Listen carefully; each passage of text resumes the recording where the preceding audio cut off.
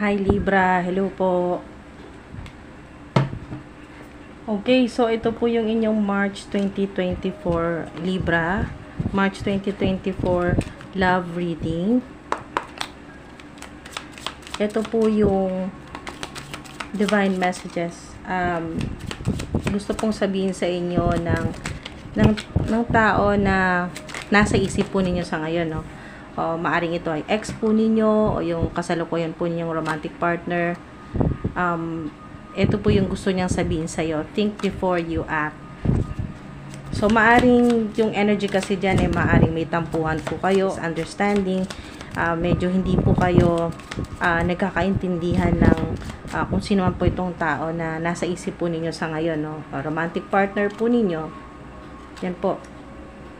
Sa totoo lang, kahit may problema kayo, no, sweet siya sa'yo. Gusto kanyang yakapin. Gusto kanyang pasayahin, tanggalin yung galit mo, yung stress mo, yung tampo mo.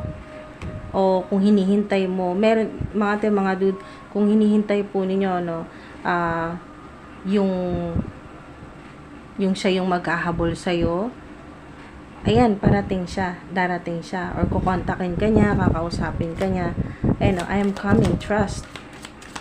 So, yun po, mga dude. Kung hinihintay po ninyo, ito pong romantic partner po ninyo, no? Nagkatampuhan man kayo or hindi, kung hinihintay nyo po, ayan, parating siya, no? I am coming, trust. Sa ilan naman po na nagmamanifest po na makilala nyo na po yung inyo pong magiging romantic partner, yung inyo pong the one, ayan po, parating na, no? I am coming, trust. Yan po, yung manifestation, kasi one ay manifestation din po yan. So, ibig sabihin mga dude, nagmanifest na. Sa mga single na nangangarap or nagmamanifest na magkaroon na ng romantic partner, yan po, parating na po yan.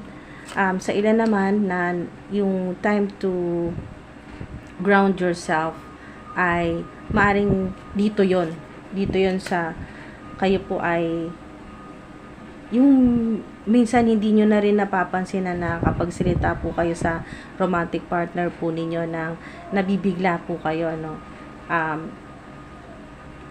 Yung hindi nyo po sinasadya, no? Na o-offend na rin po or nasasaktan po yung romantic partner po ninyo. Time to ground yourself. Sa ilan, there is someone else. Yan po, confirmation. There is someone else. So, my third party. Number 3.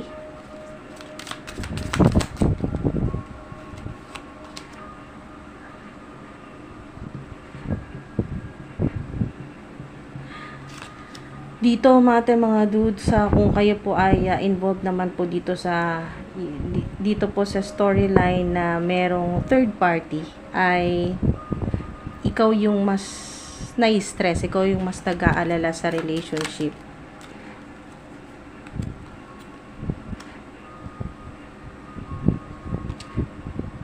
Mas gusto mo ikaw yung pili. Dito mga dude, dito sa Love Me, gusto mo ikaw yung piliin. Or gusto mong malaman kung ikaw yung pipiliin sa third party, yung isa ba itong someone else or ikaw, kung gusto mong malaman ikaw ba yung mas mahal or ikaw yung, kasi nag-aalala ka dito na ikaw yung iwan at itong si third party ang piliin. Ito yung Love Me.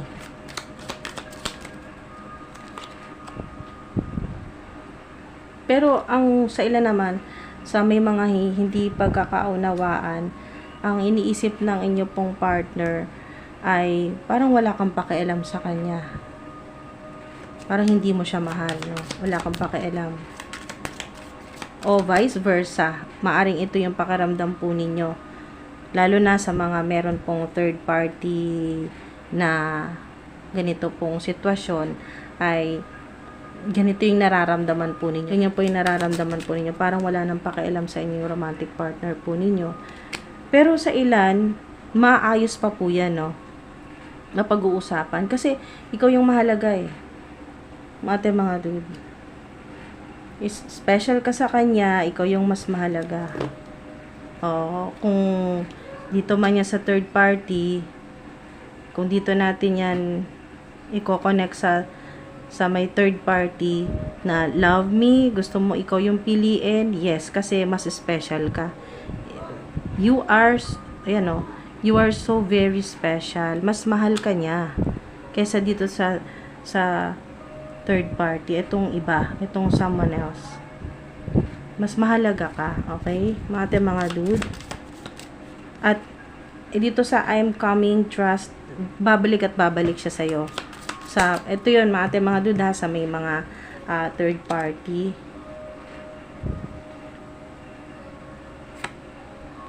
Babalik siya sa'yo. Na zero na, okay? Na wala na nakakabit sa kanya. Wala ng third party.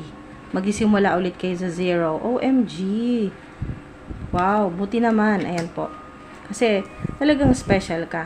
Okay, so ikaw yung pipiliin. Sa'yo siya pupunta, sa'yo siya babalik. So, ikaw yung pipilian mga dude. Sa'yo pupunta, sa'yo babalik, ikaw yung kakausapin. Happiness is my priority. Okay, so ikaw yung priority niya dahil mas masaya siya sa'yo. Mga dude, kung stress ka, masyado ka nag-aalala sa relationship, ganun din siya, stress din siya dahil ayaw ka rin niyang mawala. Kasi nga, you matter. Mahalaga ka sa kanya. Oo, nagkaroon ng third party, pero nag-aalala din siya eh. Ayaw kanyang mawala. Kaya, let me hold you. Wow. Kaya sinasabi dito, think before you act. Bago ka magdesisyon na makipaghiwalay sa kanya, pag-isipan mo muna. Pag-isipan mo muna, time to ground yourself. Pag-isipan mo mabuti, mga dude. Kasi, base dito, ito pong romantic partner po ninyo, yung mga messages, mga dude, ay babalik at babalik siya sa'yo kung kailan siya handa na wala nang nakakabit sa kanya, wala nang iba, na talagang ikaw yung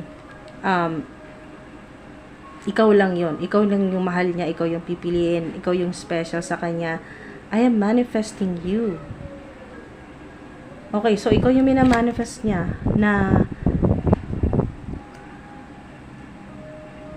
makasama niya. Okay. Mga dude, hindi importante sa kanya yung iba. Okay, ikaw yung minamanifest. Words do hurt. Nakapagsalita ka sa kanya, may nasabi ka sa kanya na masakit talaga. Words do hurt, nasaktan siya ng sobra dyan. Final card. Woo! You have so many choices and options. Sa totoo lang, alam niya na marami kang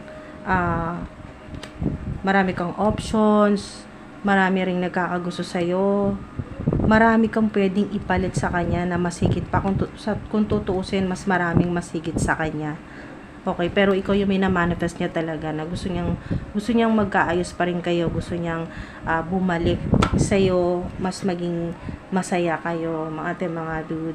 Mas mahalaga ka pa rin talaga sa kanya. At babalik siya sa'yo na zero. Ayan po, oh, I'm ready. Yung ready na siya na wala na siyang ibang commitment, ganyan po. Magsisimula ulit kayo sa zero, magsisimula ulit kayo ng mga dude ng mas maayos na. Wow. Okay, so hingi tayo ng signs. Hingi ng clue. Signs. Mga dude. Okay. Aries, Scorpio, Taurus, Virgo, Gemini, sana lang, Leo. Yan po. Aries, Scorpio, Taurus, Leo, Gemini, Virgo. Yan po mga dude. So,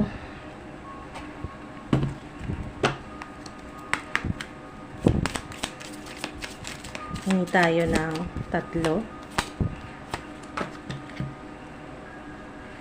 I wonder if you are happy.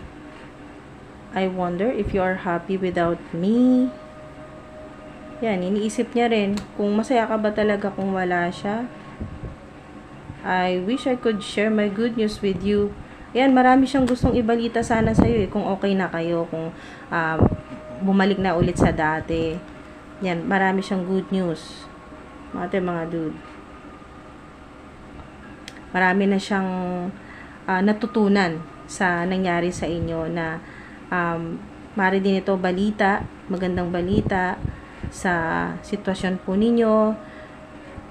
Maaring may connection din ito sa career niya na or sa money na maaring naging issue din po sa ilan. I am becoming a better person. Wow! Maaring isa rin ito sa good news na dahil sa nangyari sa inyo, dahil sa naging problema or itong nagkaroon ng third party, mas naging maayos siya na, ayan po, mas naging maayos, mas inayos niya yung buhay niya. I am becoming a better person.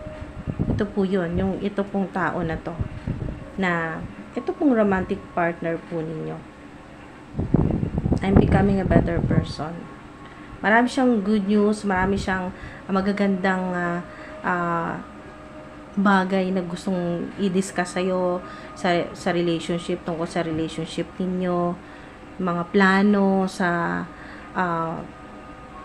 yung sa sitwasyon po ninyo, mga plano po ninyo, mga dude, ng inyo pong romantic partner na sa ngayon ay nagkakaproblema dahil nga sa third party, dahil may iba nga yan, third party situation, or merong, kung sa ilan naman po, kung wala naman pong third party, ay yung nagkaroon ng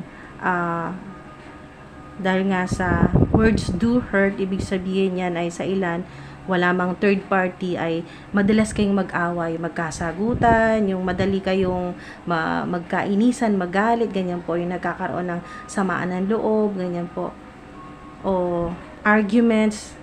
So, kung iniisip niya na kung magiging masaya ka ba na wala siya, kung yun ang ikasisiya mo, maaring ibigay niya to sa'yo. Kung magiging masaya ka na hindi mo siya kasama.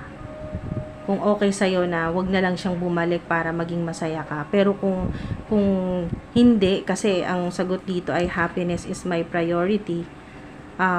Kung para sa'yo ay siya talaga yung magpapasaya sa'yo.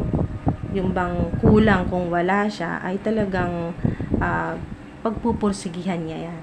Pagpupursigihan niya makabalik. At sana makapag-usap kayo, mga dude, kasi nag-start lang ang ilan sa yung salitaan na hindi maganda.